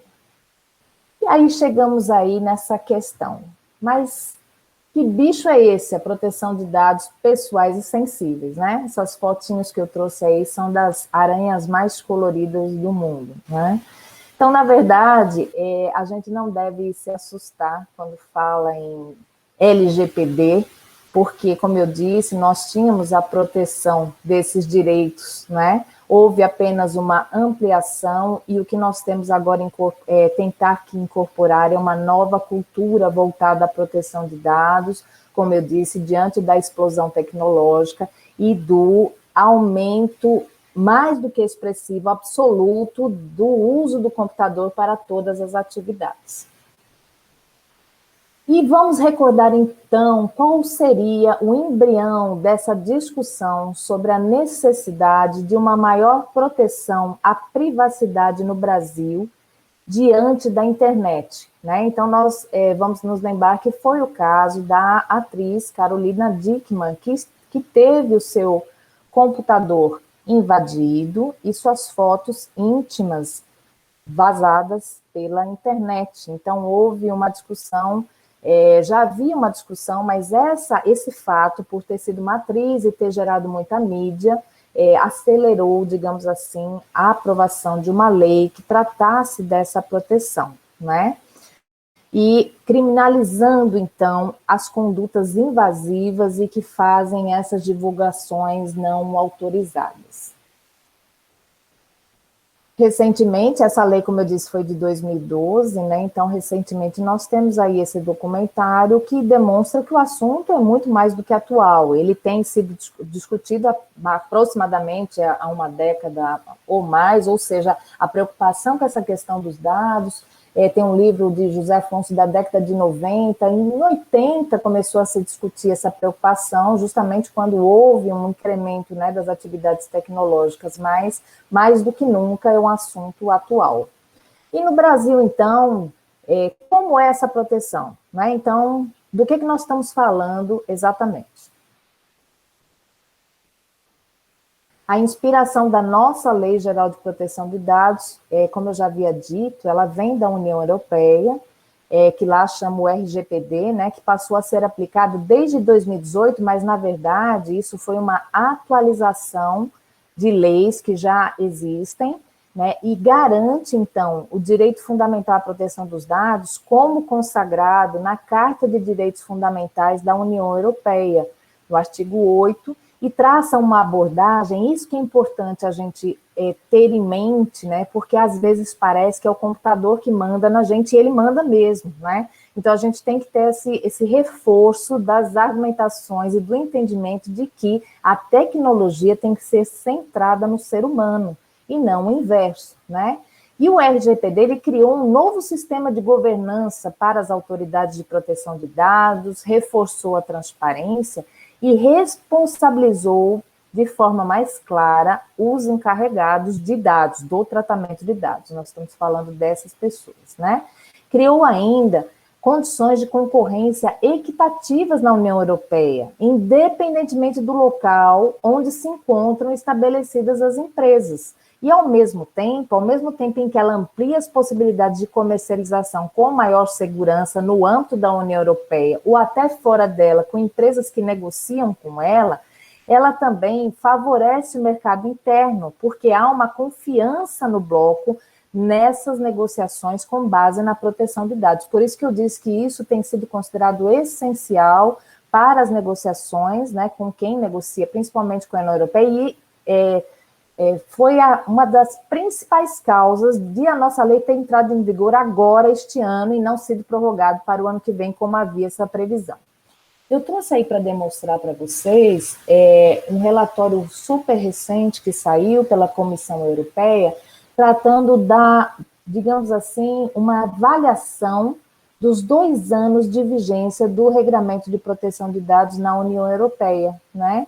Então, fala aí, então, dessa capacitação dos cidadãos para uma cultura, como eu disse, de proteção de dados, e também dessa abordagem da verdadeira implementação do regulamento na União Europeia. O link está aí, eu deixei o material disponível para o Norberto, tá?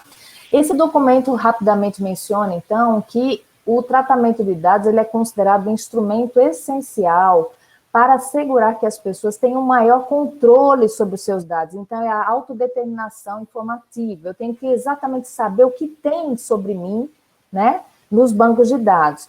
E esses dados, eles têm que ser tratados, colhidos e tratados para fins legítimos de forma lícita, justa e transparente. São, digamos assim, os nortes dessa utilização de dados, né?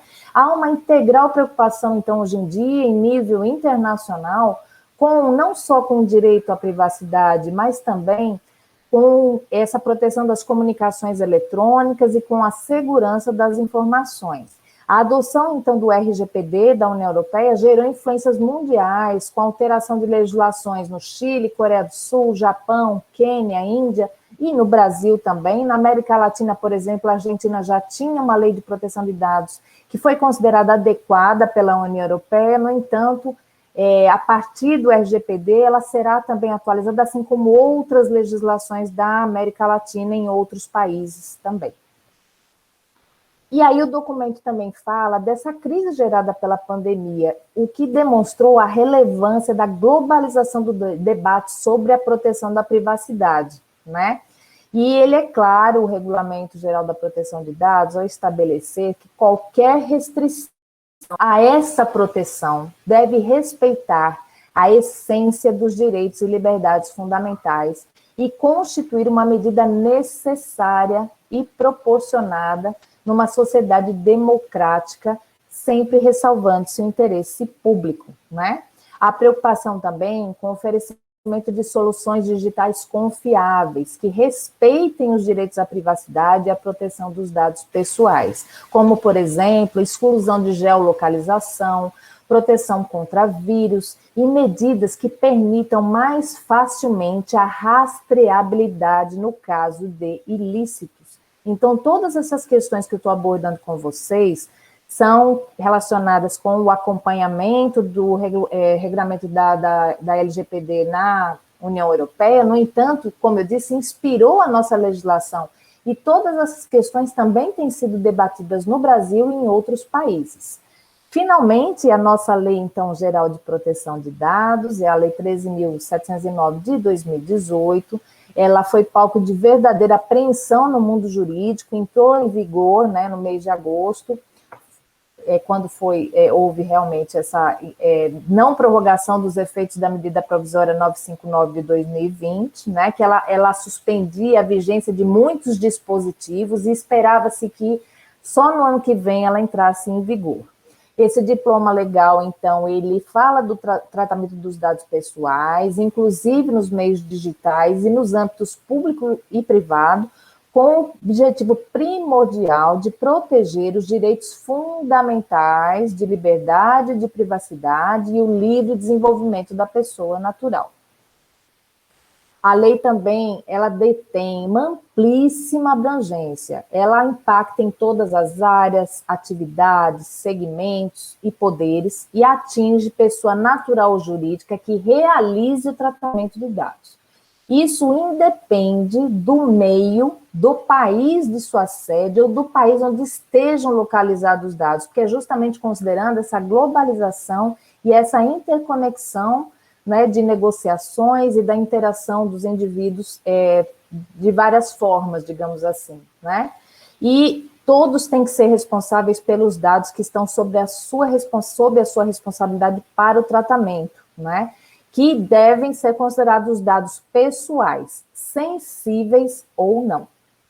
No âmbito do trabalho, que é o que nos interessa mais especificamente, pode-se dizer que essa lei, a LGPD, ela tem um alto poder transformador, vai trazer uma profunda reestruturação, não só nas relações pessoais e sociais, mas também para a proteção, por exemplo, do histórico funcional, que é um dos dados sensíveis considerados pela legislação, a dimensão existencial do ser humano trabalhador, né? E um constante repensar sobre a relevância e principalmente sobre a inafastabilidade da proteção dos direitos personalíssimos ligados à dignidade, como, por exemplo, intimidade, privacidade e liberdade.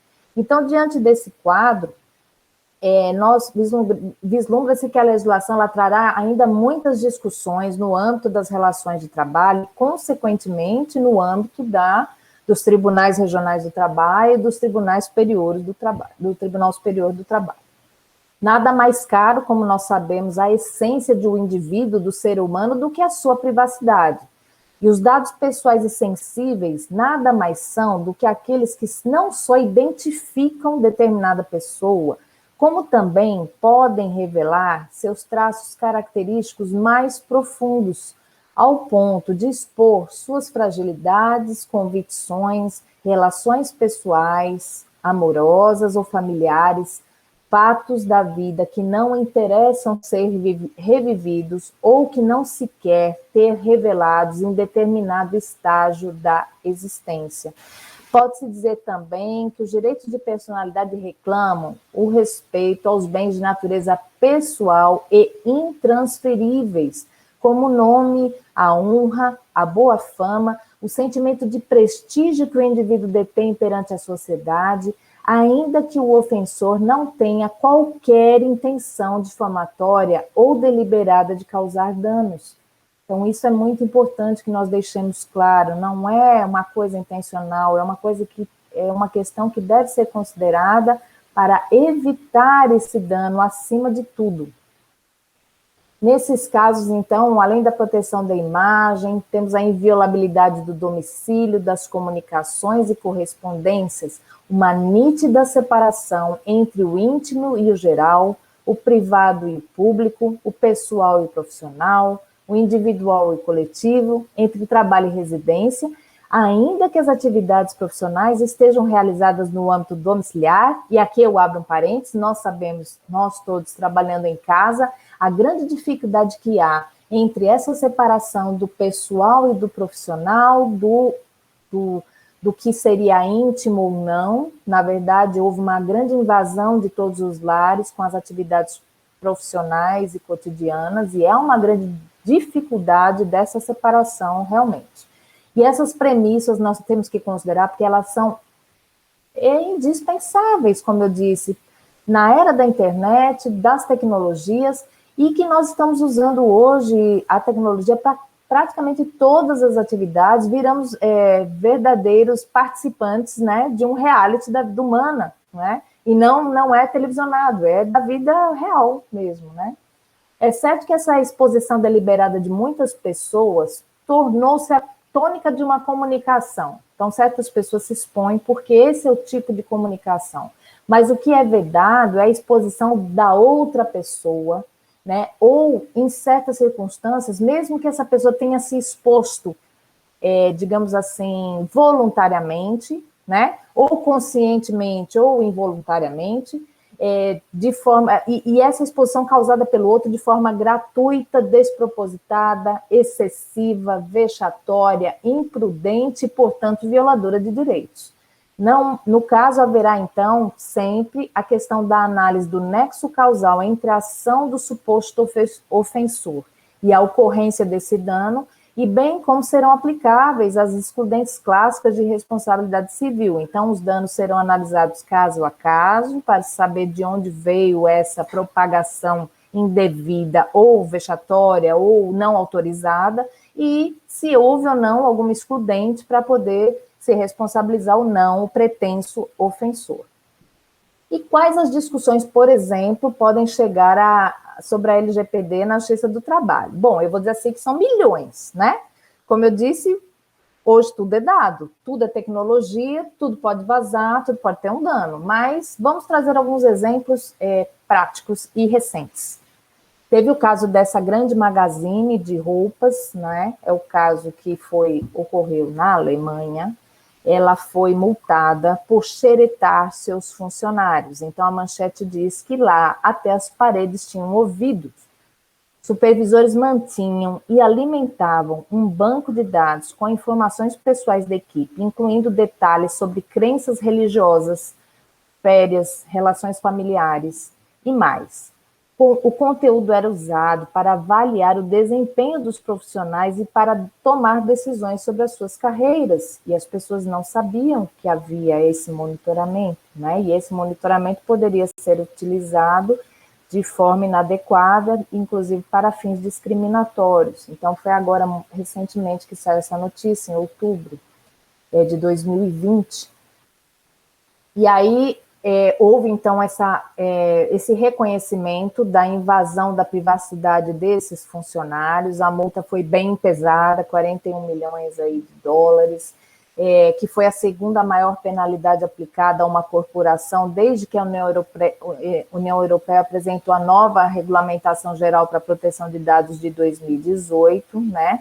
E o primeiro caso nesse sentido foi da Google, quando ela foi obrigada a desembolsar também uma bela quantia de 58,8 milhões de dólares, né, por ter coletado e manipulado dados de usuários para personalizar anúncios, né. E nesse caso aí, como eu disse, foi na Alemanha que aconteceu isso, e esse banco secreto de dados já era alimentado desde 2014, né. Outro caso aí que nós temos sempre essa discussão, mas agora houve a renovação da jurisprudência, inclusive foi um caso de Santa Catarina, do Tribunal Regional do Trabalho de Santa Catarina, que a jurisprudência que reconheceu a possibilidade desse monitoramento do e-mail funcional pela empresa, foi confirmada no Tribunal Superior do Trabalho, já havia uma jurisprudência nesse sentido, no entanto, agora, em junho de 2020, houve a confirmação dizendo que o conteúdo de e-mails corporativos pode ser monitorado e rastreado pelo empregador e constitui uma prova lícita em relação aos seus empregados, né, já que é considerado uma ferramenta de trabalho, né, então esse monitoramento não seria, digamos assim, ilícito e nem violaria a privacidade do funcionário. Então, é um caso aí de Santa Catarina que achei interessante trazer, e recente, reafirmando a jurisprudência do Tribunal Superior do Trabalho. E essa notícia aqui, eu francamente eu não entendo dessa tecnologia, mas achei interessante a gente trazer, porque aqui a coisa muda de figura, né? Então, aqui a notícia diz que empresas, através desse monitoramento feito por telas, podem ler mensagens, conversas de funcionários pelo WhatsApp, se houver o compartilhamento, aquele WhatsApp web, né, em que nós passamos do smartphone para utilizar o WhatsApp pela tela do computador. Então, segundo essa reportagem, diz que há como, se houver no computador da empresa um monitoramento pela tela, o empregador ler as mensagens do empregado, e aí a questão começa a ficar diferente do que a gente estava falando de e-mail corporativo. Eu acho que é uma questão bem interessante e atual. Realmente, eu não sei se a tecnologia, se essa notícia se confirma, mas pode ser até que chegue até nós, e nós vamos ter que descobrir se existe ou não existe esse monitoramento, se existe ou não essa possibilidade. Então, são questões atuais e que podem chegar até nós, a partir de uma maior proteção da privacidade dos dados pessoais e sensíveis. E nas audiências por videoconferência? A Andréa já acompanhou outras discussões que eu tive sobre isso, e ela também se disse muito preocupada. Eu acho que foi uma das primeiras a dizer que estava muito preocupada com essa exposição nas audiências por videoconferência. A primeira vez que falei disso, teve pessoas que não entenderam qual era essa minha preocupação, perguntaram assim, mas qual vai ser o interesse de alguém em expor uma audiência fora do processo? Não sei, para que a pessoa vai fazer isso, né?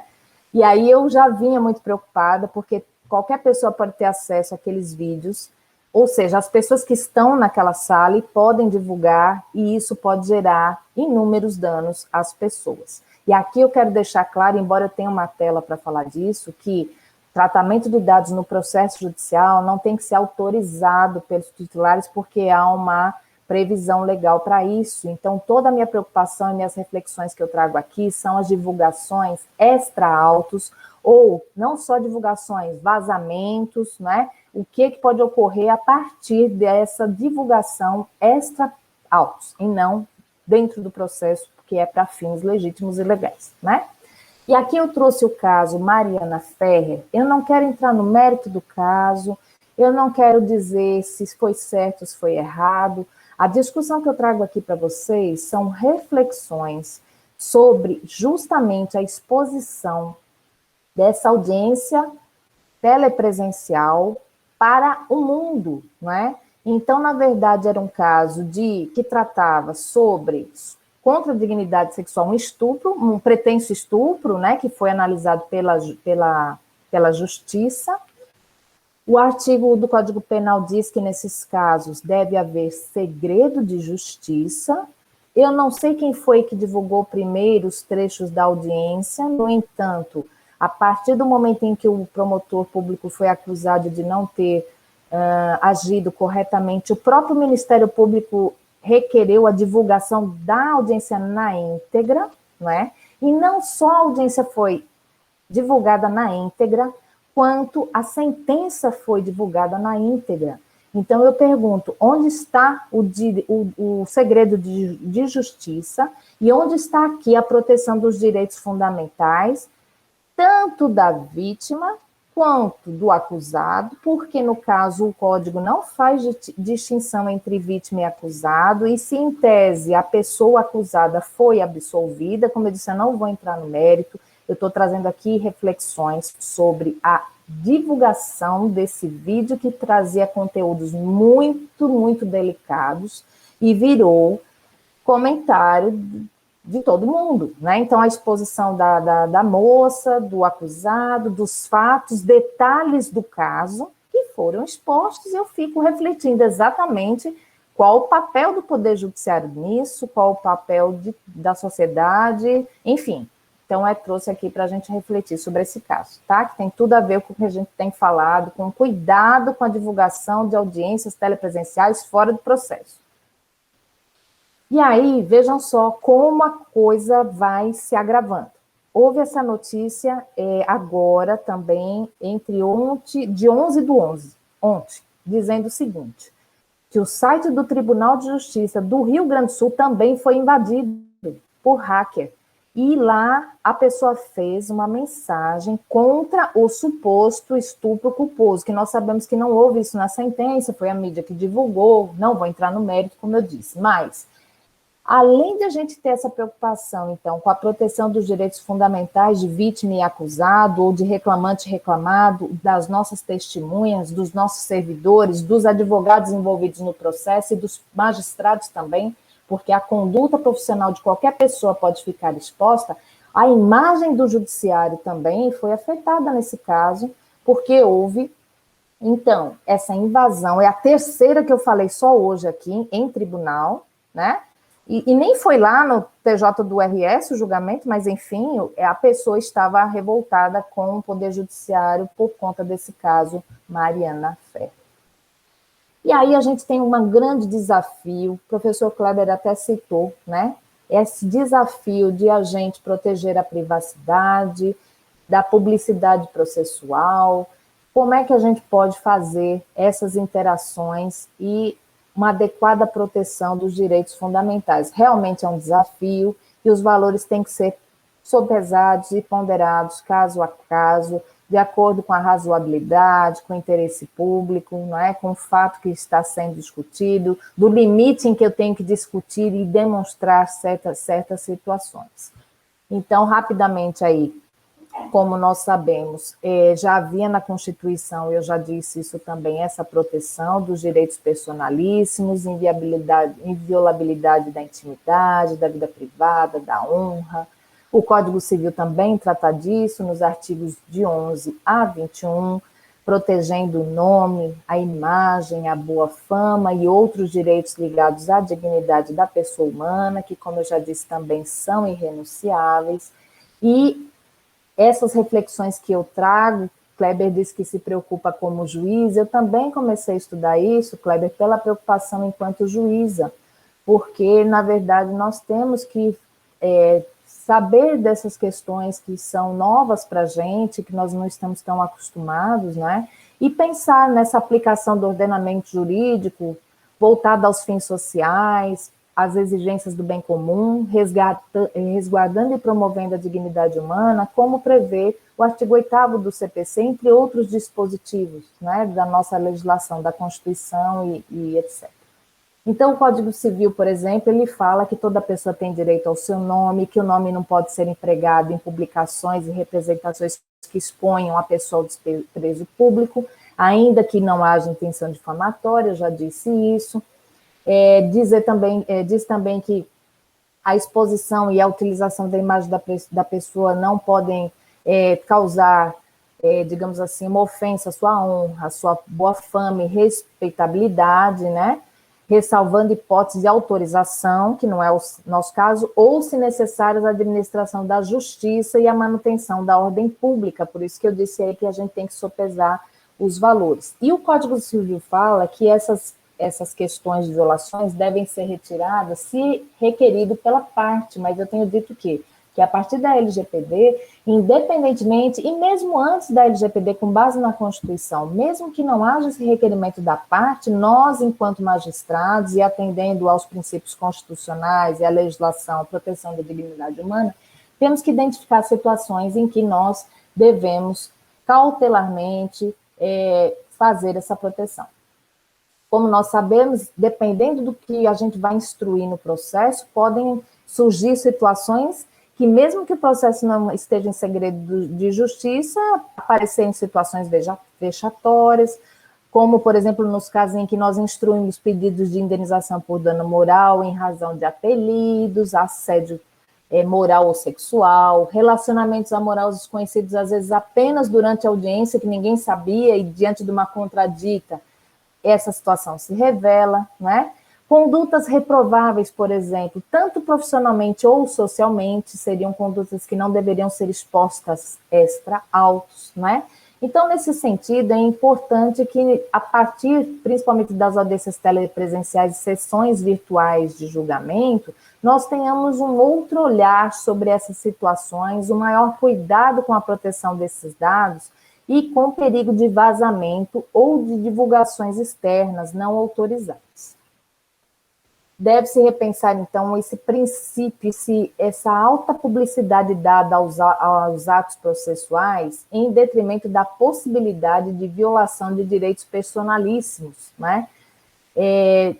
Quando essa publicidade ultrapassa os contornos estritamente necessários à resolução do litígio, né? A LGPD ela não foi pensada para as relações de trabalho, todavia, para o próprio cumprimento da legislação, por exemplo, é uma das relações que mais colhem dados sensíveis, número de filhos, dependentes, se é casado, se não é casado, se já foi casado, né? Então, assim, por isso que eu disse que a gente vai ter muita discussão a respeito disso ainda. O artigo 2º, por exemplo, ele dispõe que essa proteção dos dados tem como fundamentos não só o respeito à privacidade, mas a inviolabilidade da intimidade, da honra e da imagem, os direitos humanos, o livre desenvolvimento da personalidade, a dignidade, como eu já disse, o exercício da cidadania. Então, vejam que é bastante ampla essa proteção.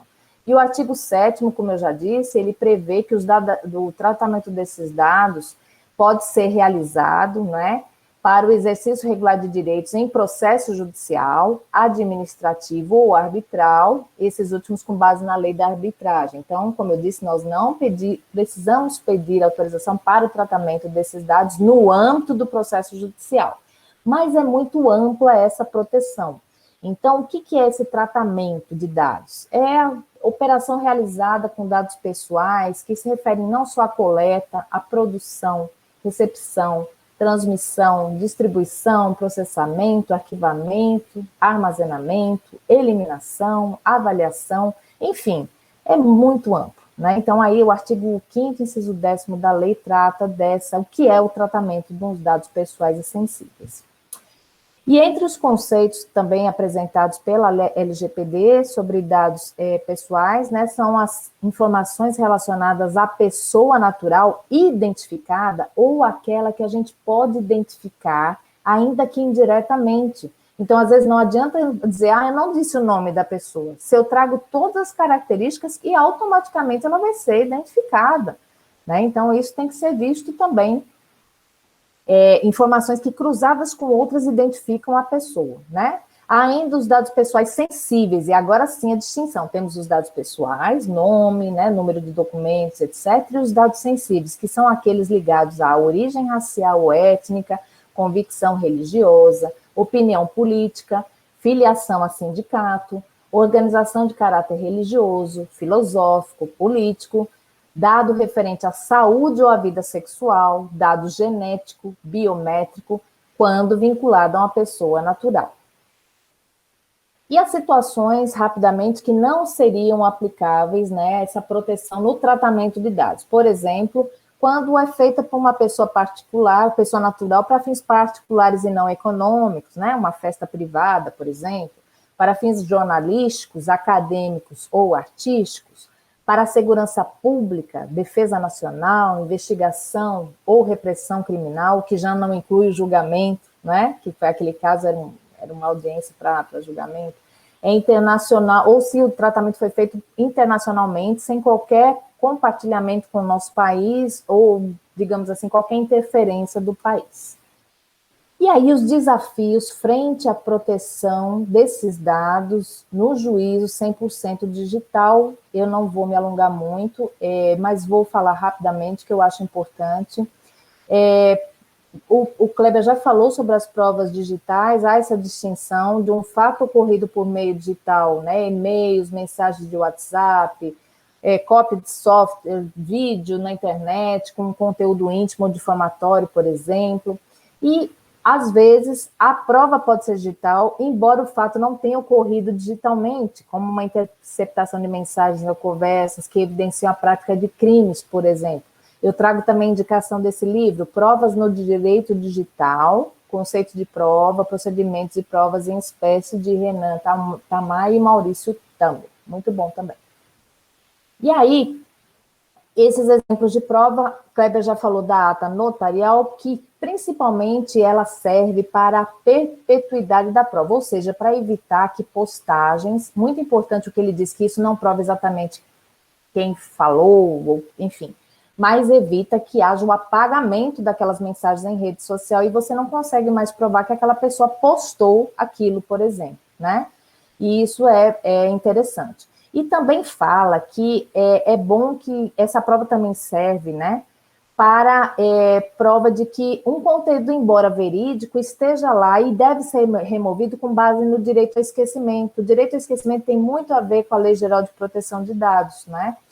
E também outro tipo de prova seria esse fornecimento de informações pelo provedor de internet para demonstrar, por exemplo, a autenticidade de determinado fato ou de prova, para justificar usuários da internet com base na lei do Marco Civil da internet, né? Então é bem interessante, tem muitas alternativas e nós realmente vamos ter que nos debruçar sobre isso, porque não é uma matéria ligada ao nosso conhecimento prévio, digamos assim, pelo menos não é do meu, né? Eu sou uma curiosa e estudiosa sobre isso. Deixa eu ver aqui. Então, eu já disse que o Poder Judiciário, para a proteção, ele tem que compatibilizar a publicidade processual e a transparência, que são nossos princípios inafastáveis, né? Inclusive diante do interesse público e da lei de acesso à informação, mas também adotar meios para a proteção desses direitos fundamentais, né?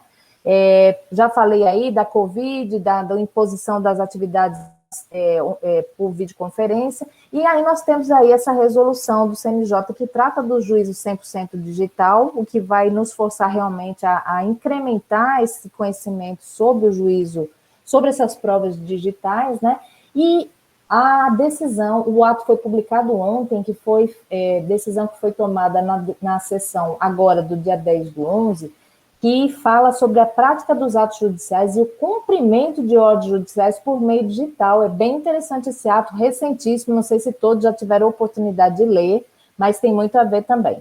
Esse ato normativo, que é o novo que eu falei, ele não altera a resolução do juízo 100% digital, ele regulamenta a realização, então, das audiências e sessões por videoconferência e telepresenciais, e a comunicação dos atos processuais por meio eletrônico no Poder Judiciário como um todo, né? E é interessante que ele tem uma disposição que fala que se uma parte não quiser depor na presença da outra virtualmente, que pode ser usado um mecanismo de desfocar a imagem daquela pessoa para que quem vá depor se sinta mais confortável. Veja que já aconteceu uma situação dessa, por exemplo, que eu tive que retirar uma pessoa da sala que não queria estar presente diante do outro, né? E agora nós temos que pensar em mecanismos para que a pessoa, embora presente, amenize esse sentimento de, digamos assim, de afronta a outra pessoa, né? Referido ato fala também da publicidade do processo e dos atos, ressalvando os casos de segredo de justiça e possibilitando que terceiros acompanhem esses atos virtuais, ainda que mediante prévio cadastro. Para que é isso? Para justamente, se houver um vazamento indevido, nós possamos saber, né, quem é que estava lá e quem poderia ter vazado isso, né? Então, é interessante isso daí. Bom, isso aí, então, vai redefinir nossas políticas de segurança da informação e a própria segurança dos dados, principalmente a partir dessas invasões de hackers no Poder Judiciário, né? E o Poder Judiciário, então, o CNJ editou essa recomendação em agosto, quando ainda nem se sabia que a lei realmente iria entrar em vigor no próprio mês de agosto, dando aos tribunais 90 dias para apresentarem as primeiras medidas de implementação da LGPD, né? E fala da necessidade de proteção dos dados, desafio dessa aplicação da proporcionalidade, isso é eu que estou dizendo, é um grande desafio, né, como eu já tinha dito. Deixa eu ver, que estou tratando então desse desafio digamos, dessa proteção da publicidade extraprocessual, então nós temos que ter esse cuidado, né, podendo atribuir sigilo parcial a determinado documento, por exemplo, ou ato processual, é a chamada proteção dentro dos atos públicos, né, quando necessária, e, por exemplo, a anonimização de dados para que não haja a identificação indireta da pessoa, destacando-se que não houve o preparo para que nós aplicássemos essa lei, porque pensávamos que ela entraria em vigor em maio de 2021. Então, a gente está tendo que se virar nos 30 para poder adotar essa proteção, né? Houve um exemplo interessante pelo juiz federal, que ele é catarinense, mas atua no Rio Grande do Sul, em um evento recente feito pela Ana Mátria e Ana Mátria sobre a LGPD, que no âmbito da Justiça do Trabalho, dele citou o caso de uma testemunha que era uma profissional da saúde, que adquiriu uma doença pelo sangue, contraiu uma doença pelo sangue, e aí esse depoimento dela foi transcrito na sentença, e nos sites de busca de jurisprudência, isso aparecia o nome dela, e aparecia que ela tinha essa doença contraída pelo sangue, e ela ficou prejudicada em conseguir colocação no mercado de trabalho. Então, ela entrou com uma ação questionando isso, né? Então, a gente tem que ter cuidado, por exemplo, absoluto cuidado com a transcrição de laudos periciais que tratam de doenças ocupacionais, que é um dado altamente sensível, né? Sobre a existência ou não de nexo causal dessa doença com o trabalho, não revelar fotografias que demonstram lesões ou deformidades, não revelar fatos extra-autos, né, principalmente, ou que possam ser revelados extra-autos, com acusação de crimes, fatos ocorridos no trabalho e que podem refletir diretamente na vida privada, como eu disse, casos amorosos revelados apenas no processo, que ninguém sabia, um exemplo aí, né? E esses sites de busca de jurisprudência, eles não têm um padrão, por exemplo, às vezes a gente vê que processo de assédio sexual, apesar de não constar o nome da parte, aparece o número do processo, e aí qualquer pessoa poderia, por uma consulta pública, se ele não estiver, né, em segredo de justiça, visualizar isso. Então, isso não é um padrão nem para segredo de justiça e nem para pesquisas em sites de jurisprudência. Diferentemente do caso de crianças e adolescentes, porque já havia essa proteção no Estatuto da Criança e do Adolescente, e aí tem um caso aí do TJDF que falou de um caso de um assédio em face de uma adolescente, mas contou o caso, não falou o nome, e não citou o número do processo, justamente esclarecendo que o processo estava em segredo de justiça. Então, são exemplos práticos que nós podemos pensar para a melhor proteção desses dados, né? Rapidamente também, a declaração do centenário da OIT constou também essa preocupação com a proteção da privacidade dos dados pessoais, né? De todos os trabalhadores, inclusive os das novas formas de trabalho. Então, tem essa preocupação que foi pontuada também pela OIT a respeito disso, né? Eu sempre falo isso, se antes nós analisávamos a questão de segredo de justiça, mais a requerimento da parte ou em casos excepcionais, agora talvez nós tenhamos que ter esse outro olhar, como eu disse, considerando todas essas questões que eu mencionei sobre as audiências telepresenciais, né? Cabe ao Poder Judiciário, então, como garante dos direitos fundamentais, assegurar que o acesso e o uso de dados sejam controlados e limitados às atribuições necessárias para o cumprimento das atividades dos magistrados e servidores e utilizados no estrito interesse público de tramitação dos feitos nos tribunais, apenas para as finalidades profissionais, lícitas, éticas, administrativamente aprovadas no âmbito do próprio tribunal e devidamente autorizadas. E já encerrando, que é o meu último slide, eu trago aí a questão do Alonso Piot, quando fala do espírito da Filadélfia, que é a Declaração de Filadélfia de 1944, que inclusive inspirou a Declaração Universal de Direitos Humanos de 48, ele fala que o princípio da dignidade obriga a ligar os imperativos da liberdade e da segurança. Então, a gente sempre vai ter que trabalhar com isso, né? Na afirmação da dignidade igual de todos os seres humanos, sem qualquer discriminação, porque a divulgação de dados, essa proteção de dados sensíveis é justamente para que não haja tratamentos discriminatórios, né? E essa proteção da dignidade, como nós sabemos, ela é erigida como princípio fundador e de interpretação de todo o ordenamento jurídico nacional e internacional. E relembrando Hannah Arendt, é somente através do discurso e da ação que os seres humanos se manifestam uns aos outros, não como meros objetos físicos, mas enquanto homens, e eu digo também enquanto mulheres. Muito obrigada pela atenção. Deixa eu agora tentar aqui descompartilhar a tela para a gente Eu vou começar a tomar aqui a palavra. Tá. Muito obrigada, doutora Luciana. Obrigada a você. Kleber.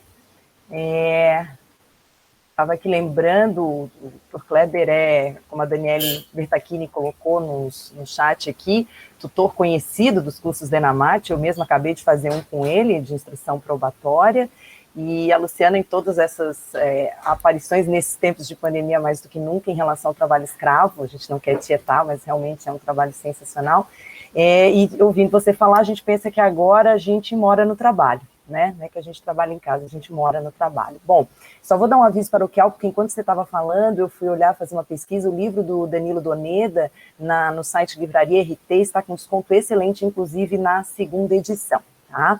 Bom, gente, para minha tristeza, faço adiantado da hora, porque nós juízes temos o compromisso dos debates institucionais, né? Então nós vamos ter que pular essa fase das perguntas e dos debates. Eu tenho anotadas aqui 2 perguntas, uma para o Kleber, que veio do Dr. Reinaldo, e uma do Dr. Gelson, que é um advogado, que veio para a Luciana, mas eu até acho que a do Gelson já foi sendo respondida, já é meu aluno querido, já foi respondida ao longo do resto da explanação.